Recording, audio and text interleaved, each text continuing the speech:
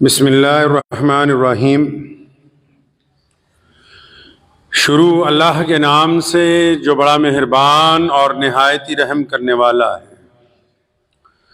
तमाम हज़रात सूरह फातिहा और दुरूद पाक पढ़िए। औज़ु बिल्लाहि मिनश शैतानिर रजीम।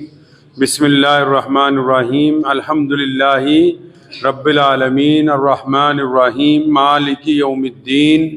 इय्याका नअबुदु व इय्याका नस्तईन। इय्याका नअबुदु व इय्याका नस्तईन। इय्याका नअबुदु व इय्याका नस्तईन। इहदिनस सिरातल मुस्तकीम सिरातल लज़ीना अनअमता अलैहिम गैरिल मग़दूबि अलैहिम वलद्दाल्लीन। आमीन। दुरूद पाक पढ़ें। अल्लाहुम्मा सल्लि अला मुहम्मद व अला आलि मुहम्मद कमा सल्लैता अला इब्राहीमा व अला आलि इब्राहीमा इन्नका हमीदुम मजीद। अल्लाहुम्मा बारिक अला मुहम्मद व अला आलि मुहम्मद कमा बारकता अला इब्राहीमा व अला आलि इब्राहीमा इन्नका हमीदुम मजीद।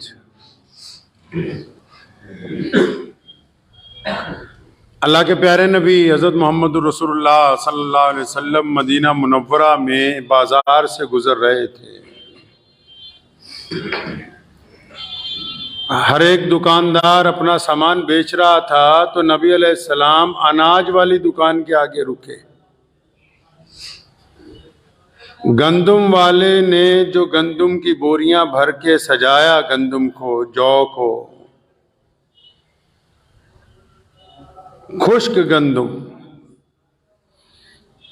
तो नबी अलैहिस्सलातु वस्सलाम ने देखा कि बड़ा खुश्क गंदुम है, तो उस गंदुम की बोरी में दरमियान से ऊपर से हाथ डाला। जब वो हाथ दरमियान तक पहुंचा और वहां से जब गंदुम नबी अलैहिस्सलाम ने उठा के बाहर निकाला तो गीला गंदुम था। फरमाया मन गश्शा, फरमाया रसूलुल्लाह सल्लल्लाहु अलैहि वसल्लम ने धोखा देने वाला, फरमाया लोगों के साथ धोखे से माल बेचने वाला, फरमाया जो दूसरों के नजरों से ओझल होके बेईमानी करना चाहता है, जो ऊपर से कुछ है अंदर से कुछ है, फरमाया जो धोखा देता है वो मुझसे नहीं है, वो मेरी उम्मत में से नहीं, फरमाया वो हम में से है ही नहीं जो धोखा देता है। फरमाया ये नहीं हम में से। इमाम अबू हनीफा रहमतुल्लाह अलैह बहुत बड़े बिजनेसमैन थे, कारोबारी थे बहुत बड़े। तो अचानक जब बादल आ जाते थे तो फौरन अपने मुलाजिमों को कहते थे कि ये शोरूम बंद कर दो। उस दौर में लाइट तो नहीं थी, बिजली नहीं थी। मुलाजिमिन ने पूछा कि हजरत इतना बड़ा कारोबार है, इतने दुकान पे लोग आते हैं, लाइनें लग के आपका सामान बिकता है और मौसम खराब होता है तो आप फौरन कह देते हैं दुकान बंद कर दो। फरमाया हाँ, बादल आने की वजह से रोशनी कम हो जाती है तो जो खरीदार है, ग्राहक है, उसको ये समझ नहीं आ पाती ये कपड़ा कितने अच्छे मेयार का है या घटिया है। कहीं वो घटिया को अच्छा समझ के खरीद ले, उसके साथ धोखा हो जाए। और मेरे नबी अलैहिस्सलाम ने तो फरमाया कि धोखा देने वाला हम में से नहीं है, बंद करो इसको।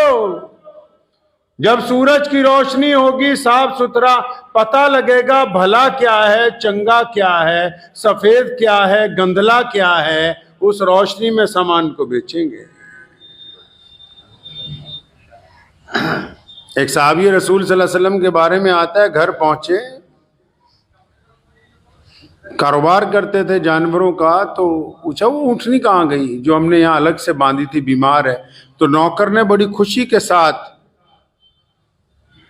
उनके आगे दिनार रखे, कई सौ की, जनाब वो तो मैंने बड़ी महारत के साथ बेच दी। फरमाया अच्छा, उसको बताया था कि ये बीमार है, ये दौड़ नहीं सकती?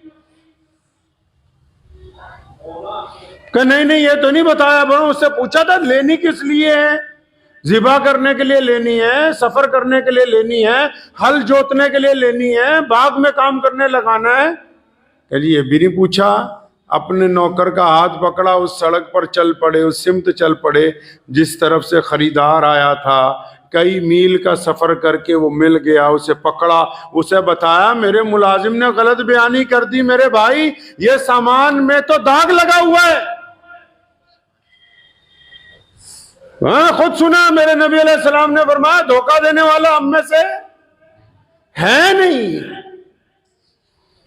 मुझे याद पड़ता है मेरे वालिद मरहूम शेर इस्लाम मौलाना हबीबुर रहमान साहब लुधियानवी रहमतुल्लाह अलैह, आज से 10-15 साल पहले एक दफा अपनी पुरानी एम्बेसडर बेचनी थी, तो जो साहब खरीदने के लिए आए, यहाँ यूनिवर्सिटी में कोई प्रोफेसर थे सरदार जी, तो जब वो बैठे मियाँ बीवी आके, तो हजरत ने 200 खराबियां कार की गिनवा दी। तो हंस के कहने लगा मौलाना साहब बेचन ली सानू बुलाया कि भजान ली बुलाया? कि माल तो बेचना है लेकिन कीमत उतनी चाहिए जो जायज हो। हम क्या करते हैं, हम जब सामान खरीदने जाते हैं और जब जो दुकानदार जब सामान खरीदता है होलसेलर से, तो उसकी 200 कमियां होलसेलर को बताता है कि ये भी खराब है, और जब अपनी दुकान पे आ जाता है तो उसकी 200 खूबियां ग्राहक को बताता है, इसमें ये भी खूबी है, ये भी खूबी है। तो झूठ बोलकर जो काम किया, और याद रखो जिसको धोखा देते हो आप, जिनको धोखा देंगे, कोई भी बंदा हो, चाहे किस मर्जी मजहब से ताल्लुक रखता हो, धोखे में एक बड़ी खासियत है। किसी को आपने धोखा दिया तो जो बंदा धोखा खाएगा वो 1 दिन, 2 दिन, 3 दिन, 5 दिन, 1 महीना, 2 महीना परेशान रहेगा, आखिर धोखे में से निकल जाएगा, फिर तरक्की के रास्ते पर लगेगा।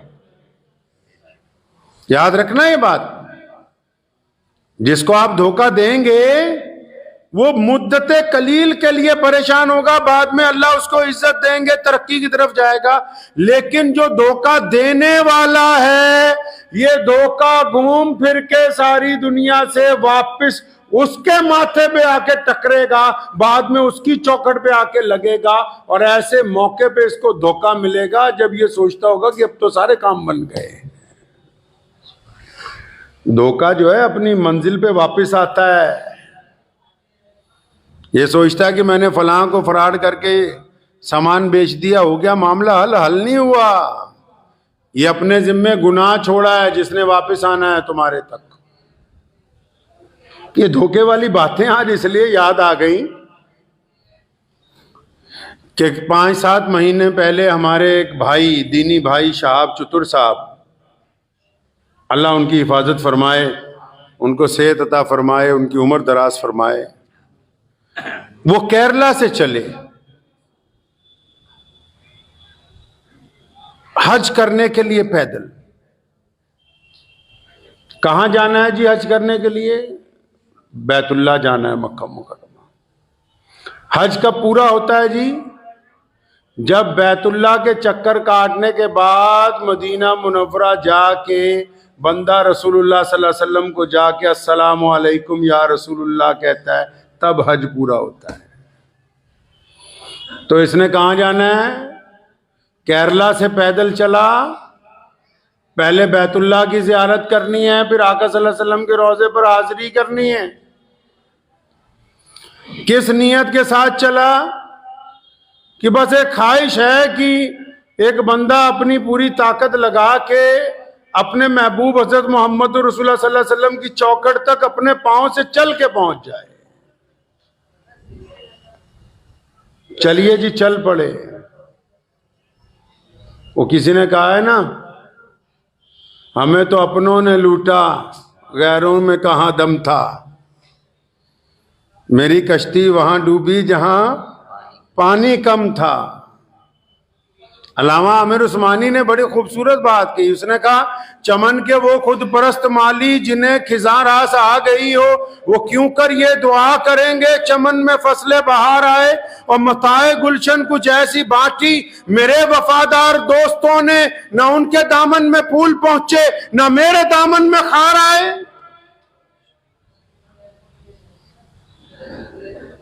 हजार जिद्दत तराजियों के मिजाज बदला करे जमाना, मगर यकीन रहेगा आमिर मिजाज बातिल वही पुराना। जुबा पे इस्लाम का वजीफा मगर ख्यालात काफिराना। हमारी पस्ती की इंतहा क्या, हमारी जिल्लत का क्या ठिकाना। गुनाह तो फिर गुनाह ठहरे, इबादतें भी मुजरिमाना। शाह भाई चल पड़े। रास्ते में जब केरला से निकले, आहिस्ता आहिस्ता लोगों को पता लगने लगा, तो लोग उनके पास आने लगे मुसाफे के लिए, जियारत के लिए। मैंने ये बात उनको भी कही, शाह साहब को। मैं कहा तुम्हें कुछ अंदाजा है कि ये जब तुम चलते हो ये इतने लोग फूल लेके आते हैं और इतने लोग मुसाफे के लिए आते हैं, घरों में से औरतें आती हैं, बच्चे आते हैं, मुसलमान आते हैं। हमारे हिंदू सिख भाइयों ने बहुत जगह आपकी जियारत की, मुसाफे किए, अपने पास ठहराया। भी क्या शाह चतुर में हीरे लगे हुए हैं?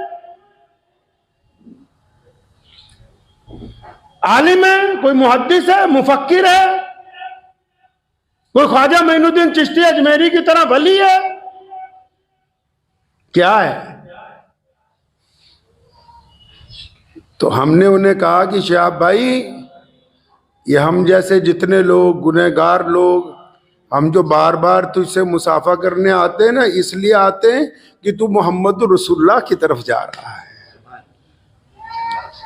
क्योंकि तुमने हमारे आका सल्लल्लाहु अलैहि वसल्लम के रोजे की तरफ पैदल सफर शुरू किया है। ये जो तुमसे मोहब्बत का जज्बा है, ये दर हकीकत मोहम्मद रसूलुल्लाह सल्लल्लाहु अलैहि वसल्लम से जो इश्क है, जो जुनून है, जो अकीदतें हैं, ये उसका एक हिस्सा है जो पूरी दुनिया के मुसलमान तुम पर निछावर कर रहे हैं। चल पड़े तो जगह जगह लोगों ने इस्तकबाल किया। यहां हमारे पंजाब में जब एंटर हुए तो मैं उनसे मुलाकाती हुआ। हमने कहा हमारे लायक जो खिदमत होगी बताइएगा। तो चंद दिन बाद उनका पहली दफा फोन आया कि सफर जो है वो आहिस्ता करना पड़ेगा, क्योंकि पड़ोसी मुल्क वाले, जब मैं चला था जाने से पहले पाकिस्तान की एम्बेसी में गया था, वीज़ा मांगा था, तो उन्होंने कहा कि जब बॉर्डर के करीब पहुंच जाओगे तब वीज़ा दे देंगे, ताकि मियाद 3 महीने की होती। तो अब जब आ गए, करीब आ गए, तो कहते हैं आज देंगे, कल देंगे, परसों देंगे, नरसों देंगे। तो जब और करीब आ गए तो वो चुपी हो गए, भी देंगे वीज़ा के नहीं देंगे। फिर एक झूठी अफवाह उड़ाई गई उनकी तरफ से, पड़ोसियों की तरफ से, कि जी भारत की सरकार जो है चिट्ठी नहीं दे रही। मुझ तक ये बात पहुंची। मैंने कहा जिनसे वीजा मांगा दरखास्त लिख के, क्या उन्होंने लिख के हमें एतराज दिया कि चिट्ठी लिखवा लो अपनी हुकूमत से? ये तो अजीब बात हो गई। जिनके घर जाना है वो कहते हैं कि पहले पीछे वालों से चिट्ठी लिखवा लो। भाई जिनके जाना है वो बुलाने के लिए तैयार नहीं है, लोगों को गुमराह करने के लिए। और जब हमने इसमें एतराज किया तो फिर वो चिट्ठी वाली बात जो है वो गायब होनी शुरू हो गई। शाह भाई अमृतसर के खासा में बैठ गए जाके। अब उन्होंने नई बात शुरू कर दी कि अच्छा ईरान का वीज़ा ले आओ, तब तुम्हें यहां से गुजरने देंगे, क्योंकि अगर हमने तुम्हें वीज़ा दे दिया, आगे जाने का रास्ता ना हुआ तो हम कहां रखेंगे भाई तुम्हें।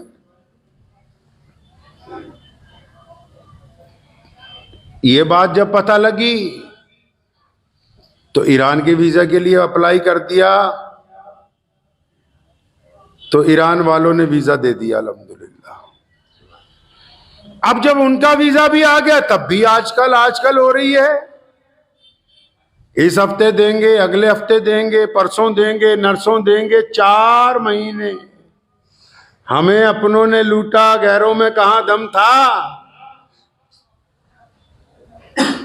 मैं कह रहा था एक साथी को, लोहे को तो लोहा काटता है ना। ये तो जा रहा था बैतुल्लाह की तरफ, भारत की सरकार ने तो कोई एतराज नहीं किया। मैं ये इसलिए नहीं कह रहा हूं कि हमारी सरकार है, इसलिए कह रहा हूं कि दुनिया की सबसे बेहतरीन बड़ी तादाद में मुसलमान इस मुल्क में रहते हैं और हमें पता है कि अपनी हकूक का, अपने दीन का, अपनी आजादी का तहफ्फुज किस तरह करना है। हमने कभी किसी से डर के कोई काम नहीं किया है। हो सकता है, होता रहता है, कुछ फिरका परस्त शोर मचाते रहते हैं, लेकिन इसका मतलब यह तो नहीं कि हमने अजान देनी छोड़ दी, नमाज पढ़नी छोड़ दी।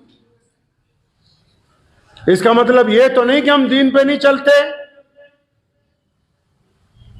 इसका मतलब यह तो नहीं कि हम अकायद की हिफाजत नहीं करते।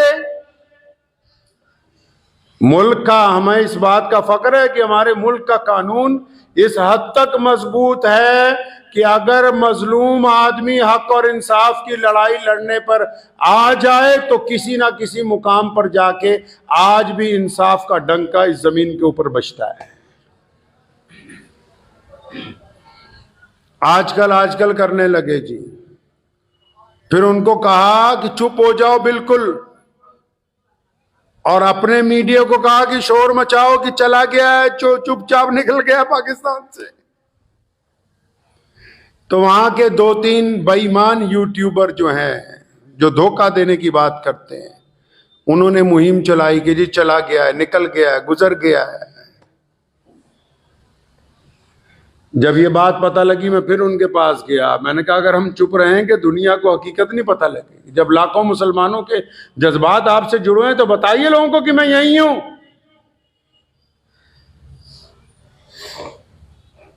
तो जब बताया तो फिर वो हैरान रह गए कि झूठ पकड़ा गया। 4 महीने वो जो उस बंदे ने अमृतसर में गुजारे, 3 महीने का सफर यहां पर कर दिया। 3000 किलोमीटर पैदल चलने के बाद मैं बड़ी माफी के साथ पाकिस्तान के तमाम उलमा रब्बानीयीन ने, हर जगह हर बंदा नहीं खराब होता, और वहां की आवाम से माजरत के साथ कहना चाहता हूं कि पाकिस्तान की हुकूमत बददियानत हुकूमत है, धोखेबाज हुकूमत है, बेईमान है। मुझे बहुत सारे लोगों ने कहा कि कुछ ना कहना। स्पेन से एक साहब का फोन आया कि अपनी अगर खैरियत चाहते हैं, सेहत ठीक चाहते हैं तो पाकिस्तान के खिलाफ ना बोले। मैंने कहा हम हक और इंसाफ के लिए अपने मुल्क में रह के बोलते हैं, तो यह कौन सी बड़ी बात हो गई कि पड़ोसी का अगर कोई जालिम जुल्म करे तो हम उसके खिलाफ ना बोले।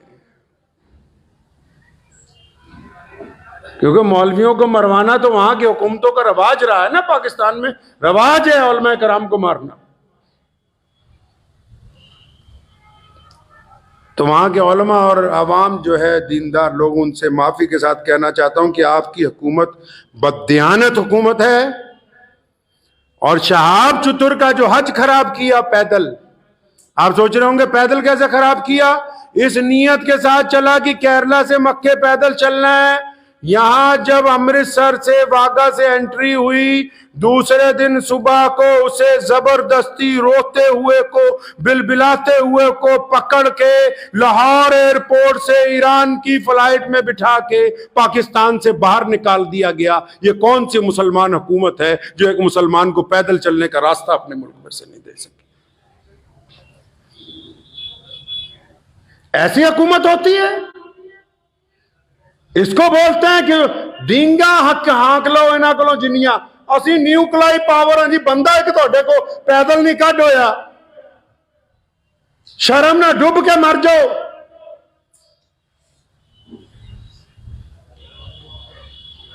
कितना करम है। मैं आप ये देखें, हम इस मुल्क में, अलग बात है जो फिरका परस्त कुछ कहते हैं, और जब कहते हैं तो उलमा उसका जवाब देते हैं, अदालतें उसमें इंसाफ करती हैं। लाखों मुसलमान नमाज पढ़ते हैं, सजदे करते हैं, इज्तिमा होते हैं, एक मुसलमान को पैदल रास्ता नहीं दे सके।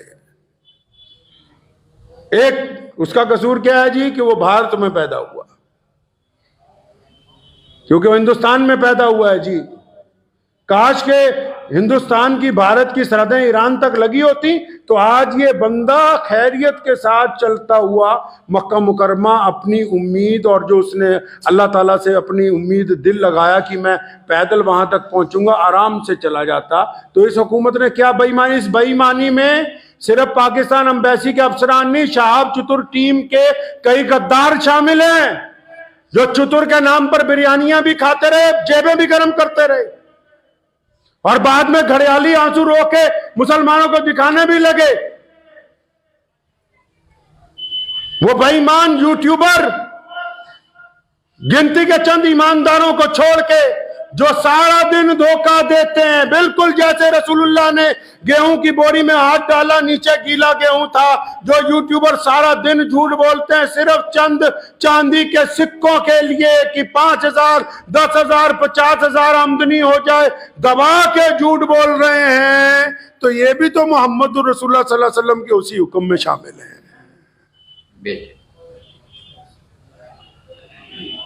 धोखा किया उस मजलूम के साथ, यहां से कहा कि तुम्हें वीजा दे दिया है, और उस धोखे में शहाब चतुर टीम के लोग, हम जाएंगे अभी पंजाब पुलिस के डीजीपी के पास, जिन्होंने धोखा दिया वो ये ना समझे कि वो बख्शे जाएंगे। एक एक बंदे का नाम, उसके सारे फोन, उसकी डिटेलें, सब कुछ कहेंगे हम अपनी हुकूमत को कि इकट्ठी करके पता करो किस किस ने बेईमानी की है। अगर लाहौर से ईरान बाई एयर ही जाना था तो यह कौन सी इतनी मुकद्दस जमीन है लाहौर की कि हम अमृतसर से ईरान नहीं जा सकते थे।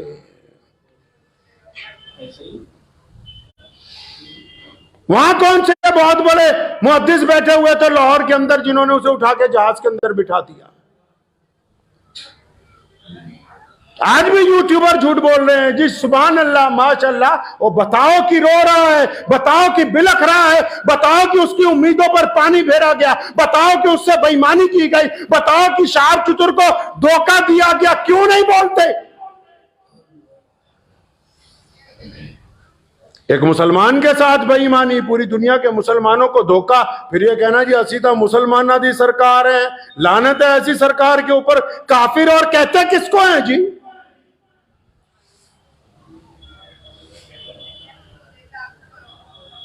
उम्मीदों पर पानी फेरा, जबरदस्ती की, और ये 3-4 ठेकेदार बदमाश जो साथ में लगे हुए थे, जिनकी पोल इंशाल्लाह जल्दी खुलेगी, जब यूट्यूबरों के आगे जाके जी हमने ये किया जी, हमने वो किया जी, ये हमारी ऑडियो जी, ये वहां का सबूत है जी, जिन्होंने बेईमानी करके ये साजिश रची।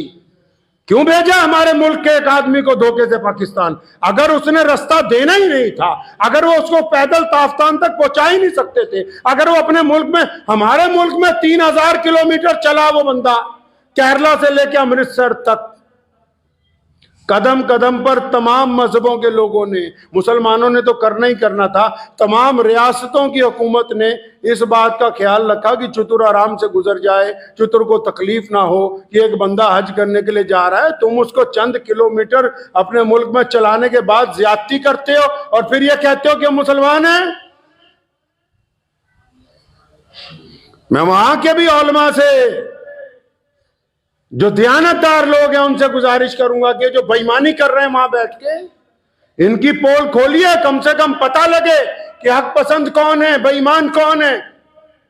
हालांकि जिस अंदाज से लाहौर के लोगों ने उसका इस्तकबाल किया वो बताता था कि अवाम के दिलों में मोहब्बत है, लेकिन जिस अंदाज से वहां की हुकूमत ने उससे जबरदस्ती करके उसे अपने मुल्क से निकाला, ये साफ तौर पे ये बात वाज़ेह है कि वो एक कमज़ोर हुकूमत है। उन्होंने अपने मुल्क को कमज़ोर किया, अपने मुल्क के अवाम की ख्वाहिशात की तकमील की परवाह नहीं की, और एक हज पे जाने वाले के साथ बेईमानी की गई, धोखा किया गया है।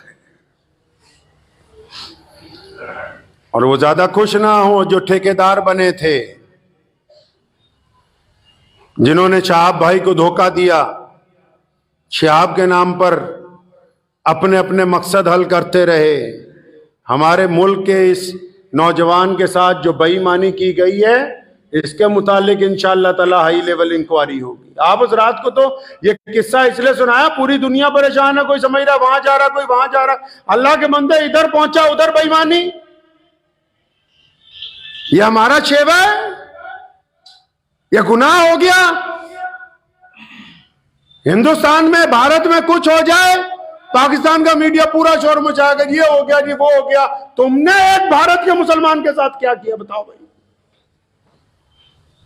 क्या किया उसके साथ तुमने? वहां क्यों रोता हुआ गया है वहां से? वो क्यों नहीं वो पैदल चल सकता था उन सड़कों के ऊपर? आज मैं जिम्मेदारी से बैठ के कहता हूं, आज अल्लाह का शुक्र इस बात पे अदा करता हूं कि 1947 में मुजाहिद आजादी रईसुल अहरार मौलाना हबीबुर रहमान लुधियानवी ने इसी जामा मस्जिद से कहा था कि इस मुल्क का क़याम ना करो, और जब हो गया फरमाया मैं वहां नहीं जाऊंगा। ये अल्लाह का शुक्र रहा कि हम इस जमीन पर हैं, गर्चे हमारी तादाद कम है लेकिन इज्जत के साथ 5 वक्त अज़ान दे के नमाज पढ़ते हैं। किसी मुसलमान के साथ कभी धोखा देने की नौबत नहीं आती है। इसलिए आप भी याद रखें, शहाब चतुर को दुआओं में तो याद रखें, लेकिन अपनी जाती जिंदगी में ये बात सीख लीजिए, अपनी जाती जिंदगी में ये बात सीख लीजिए। धोखा जिसको देंगे धोखा पलट के आएगा। चतुर का कुछ नहीं गया, अजर देने वाला अल्लाह है, उसकी नीयत पाक थी, उससे जबरदस्ती हुई है, अल्लाह के घर तक पहुंच जाएगा। लेकिन वो बदमाश चतुर के नाम पे जो ठेकेदार बने यहां, जो साथ में चलते रहे, जिन्होंने मुसलमानों को धक्के भी मारे, बदतमीजियां भी की, और बाद में उसको ये नहीं बताया कि वहां जा रहे हो, वहां जाती तुम्हें जहाज चला देंगे। और वो एम्बेसी वाले जिन्होंने उसके साथ ज्यादती की है, और चलो तुमने अपनी हुकूमत को खुश कर लिया सो कर लिया, अल्लाह ताला तो उत्ते बैठा है ना, फिर जवाब तो उधर देना है ना, खुदा नू, वो तो मौजूद है ना। अल्लाह तबारक व तआला की जात तो देख रही है। तुमने जो बदमाशियां की हैं, उस मजलूम के साथ जो धोखा किया, बेईमानी की है, और ये यूट्यूबर जो झूठ बोल बोल के पैसे कमा रहे हैं, ये पैसा अस्पतालों में जाना है। एक हाजी के नाम पर झूठ बोल बोल के जो दौलत इकट्ठी कर रहे हो, ये काम आने वाला नहीं है। दौलत किसी का काम नहीं आई, और मेरे रसूल सल्लल्लाहु अलैहि वसल्लम ने दौलत को पसंद नहीं किया। इसीलिए आज जुमे की नमाज से पहले आज के खुतबे में ये बात आप हज़रात को बताई कि शहाब के साथ हुआ क्या। वो ईमानदारी के साथ चला। पड़ोस के मुसलमान मुल्क ने एक मुकद्दस सफर को बेईमान बना दिया, एक मुकद्दस सफर पर दाग लगा दिया। कभी कहा कि लेटर ले आओ, कभी कहा ईरान का वीजा ले आओ, कभी कहा आज चलेंगे कल चलेंगे। साथ में जितने लगे हुए थे खाने पीने वाले, उनकी तो मौज लग गई, उनको तो फायदा हो गया। वो कहते ना, चमन के वो खुद परस्त माली जिन्हें खिजार आस आ गई हो। समझ आई है शेर की नहीं आई? कहते जो चमन होता है ना बागीचा, तो कोई बागीचा जब उजड़ जाता है ना, उसमें एक माली रहता है देखभाल के लिए, उसमें एक माली होता है। चमन के वो खुद परस्त माली जिन्हें खिजार आस आ गई हो, मतलब एक बाग है बहुत बड़ा उजड़ गया, तो उसका जो देखभाल करने वाला है ना, वो कहता है भी इतना फल तो दरख्त से आ रहा है रोजाना हर सीजन में कि मेरा गुजारा हो रहा है। अगर ये बाग ठीक हो गया तो लोगों को फायदा होगा, बाग ठीक हो गया तो मालिक को फायदा होगा। चमन के वो खुद परस्त माली जिन्हें खिजार आस आ गई हो, वो क्यों कर ये दुआ करेंगे चमन में फसलें बाहर आए। मताए गुलशन कुछ ऐसी बाटी, चतुर के वफादार दोस्तों ने ना उनके दामन में फूल पहुंचे ना इनके दामन में खा।